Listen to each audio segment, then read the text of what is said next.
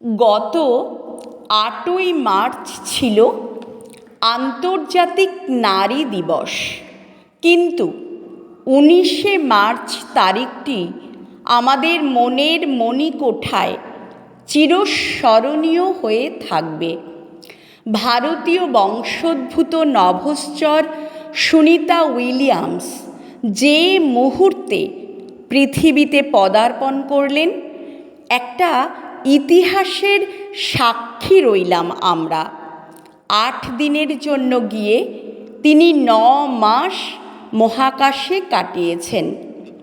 পরিস্থিতি অনেকটাই প্রতিকূল ছিল, বিশেষত ফেরার সময় যেসব সাবধানতা অবলম্বন করা হয়েছিল তার সামান্যতম ভুলচুকে মারাত্মক বিপদ ঘটতে পারত।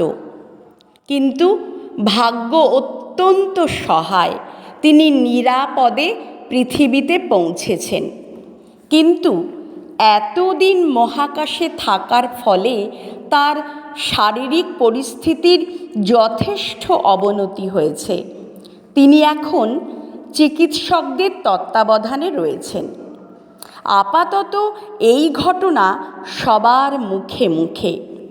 সুনিতা উইলিয়ামসের মানসিক স্থৈর্যের সামান্যতমও যদি আমরা পাই, আমাদের জীবন অনেক সুষ্ঠু ও সুন্দর হবে।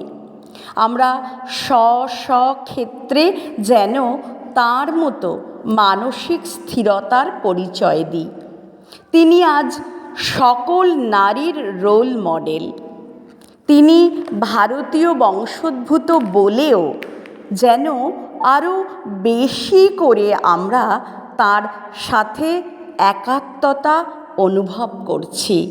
নমস্কার।